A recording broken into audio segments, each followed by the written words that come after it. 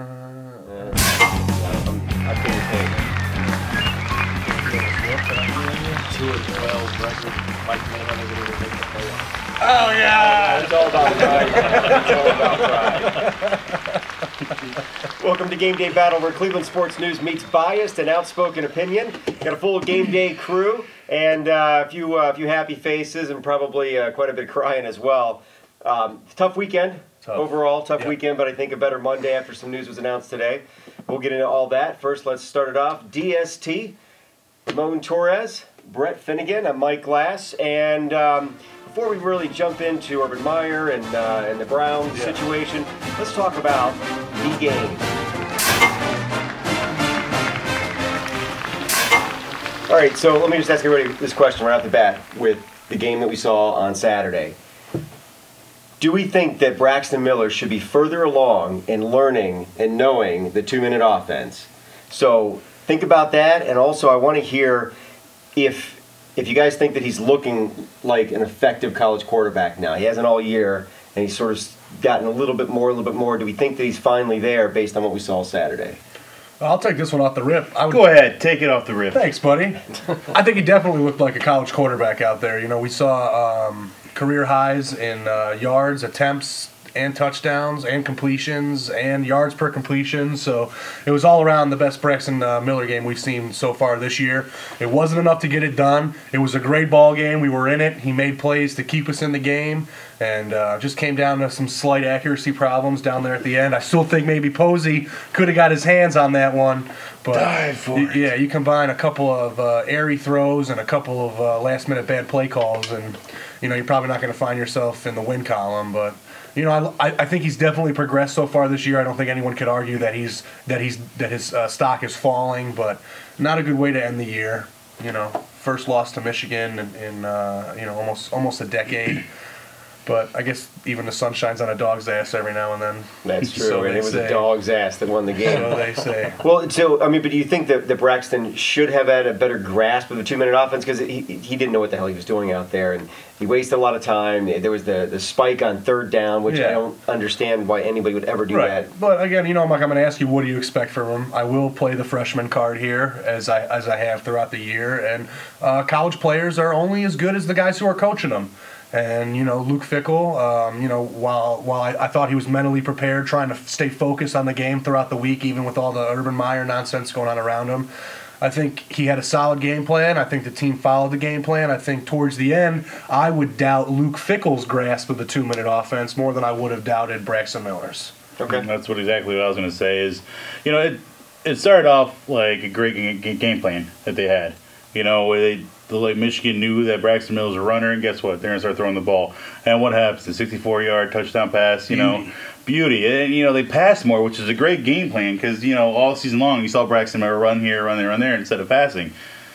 Until it got to the 2-minute offense. And you have to understand it's like, I totally believe I'm taking, Dale's side in this. He's a freshman. He's going to learn about this whole 2-minute offense and all that. But it does come down to coaching and how you're going to coach that 2-minute offense, and I think you can't blame it on Braxton Miller. You got to blame it on Luke Fickell and the way that the 3rd down spike. I mean, what are you doing? It's supposed to be in first down or 2nd down. You can take that, but usually 1st down, and you got to blame Luke Fickell on that one. But yeah, you don't blow a 3rd down on a spike unless there's 2 seconds left in the clock. I mean, it's stupid. So you're blaming Fickell. Would you say overall you're upset with Fickell for the way the game was handled, or are you saying just that him as a first-year coach, and again thrown in here the same way Braxton Miller was, that he just doesn't himself quite have the grasp of it? Well, coach tells you to spike the ball on 3rd down. You're going to spike the ball on 3rd down. Well, my question is more of, are you ticked off at Fickell for doing this? Are you giving him kind of a pass in the same way that like Dale was giving Braxton a pass? Like this is new to him as well. Or are you thinking that he should have had this well in hand? He should have had this well in hand, but I will say that I never expected a combined total points of 74 for an Ohio State-Michigan game, especially with the way Michigan is in Ohio State. But you cannot let Luke Fickell slide on this. I mean, this is absolutely. I can't. Are you gonna give Miller a pass as well in the 2-minute offense? I'm gonna give him. I'm gonna put 50 on Fickell and 50 on Braxton here, because out there Braxton could have made big time plays and he messed up as well. You know, in the 2-minute offense and just overthrown balls, and as well as play calling was bad. But it's something we've seen most of the year was bad, all the games come down to the final 2 minutes. You know, with that, with those bombs that miraculously being caught to win the game. You know, it seems like it always has to come down to him scrambling to try to win a game at the end, which we shouldn't be going through that. Do you think he's looking like an NFL? I mean, a college level quarterback? I think they unleashed him, so to speak, on this game. They let him throw the ball. You know, he had some time to actually set up and throw, but he seemed like he wasn't there. You know, his first Michigan game, so this is big time now. You know, and everybody's talking about it, and you gotta be, and you know. The predecessors, like all the games they won 7 years in a row, you know, now it's on me now to win this game, you know. And yeah, and they get to talk. They all do beforehand how big the game is, and how much of an honor it is to play in this game, and what's at stake. And you know, I for the most part agree with all of you. I'm more with Ramon on 50-50. I think that Braxton Miller should have at least a better understanding of the 2-minute offense, but at the same time, watching that, I was frustrated because it just seemed like there was such little control of the situation, but at the same time, the dude had a good grasp of what needed to get done. Mm-hmm. He just didn't go about it in the right way, and I like that. Down the field, down the field, down the field, and I like to see that. He didn't try to get these, like a lot of quarterbacks do. They look for their little safety valve. And they get these little, 7-yard or 12-yard shots that don't really get us where we need to be. So I like to see that. He panicked a little bit, but overall, I got to say this: 25 attempts. First off, 25 attempts. 25. How many games can we put together this entire year to equal 25 attempts? Mm-hmm. 235 yards, 9.4 yards per pass, 2 TDs, and only 1 interception. And that, to me, that is a pretty solid college quarterback, given the fact that he can run the ball as good as about any running back in college football.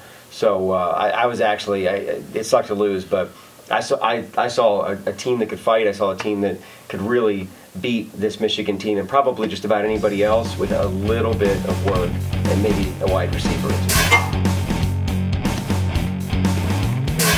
You know, the good news from all this is that Urban Meyer is now the head coach of the Ohio State Buckeyes, and this is going to open up all kinds of new doors for us. You want to talk about recruiting and connections.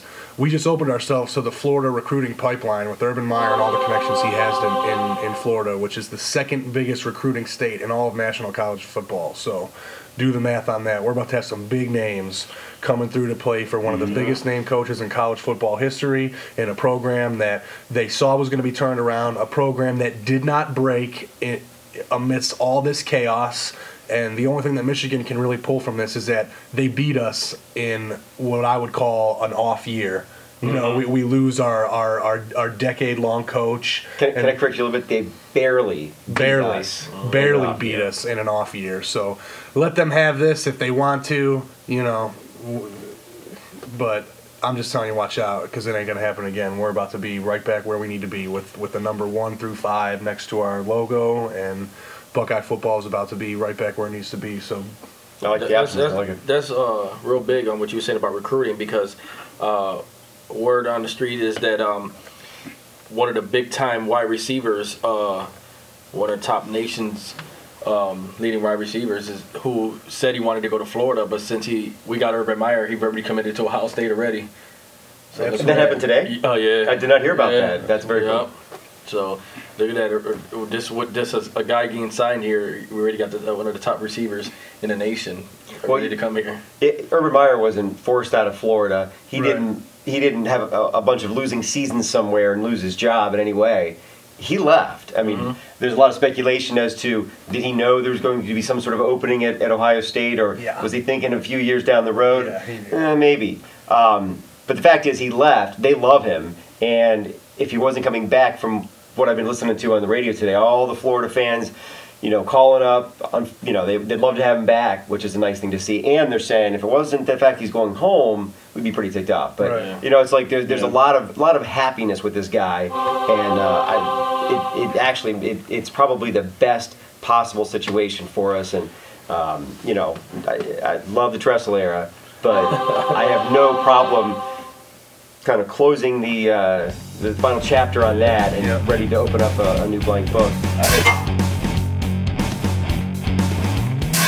I didn't know he had so many ties with the Ohio State organization. Like what he said, like the guy closest to him, other than his father, was one of Ohio State's old head coaches. You know, so he said he's with them, and that's the guy. He was a coach in the '80s. You know, coached Bowling Green. Yeah. Won the MAC championship with them. Won the Fiesta Bowl with Utah, and went to Utah for 1 year, and then got to Florida. Winner. Yeah, I mean, his record is insane. It's like 189 and 25 or something. Yeah, it's like what I was telling you guys before the show. I was like, in one way or another, this was going to happen. We just didn't know what year it was going to be, because in his Florida contract, he had a clause saying if the Ohio State head coaching job opens up, he could leave Florida and come here and coach. And he made sure he put that in his contract. So you knew. I mean, from there. Of course, we didn't know that back in the day. I mean, when he was coaching, but when that all came out, you're like, oh, so if Jim Tressel was still the head coach here, as soon as he retires or if he does decide to move on, Urban was probably going to leave and come here anyways. But I'm excited. It's a clean slate for us.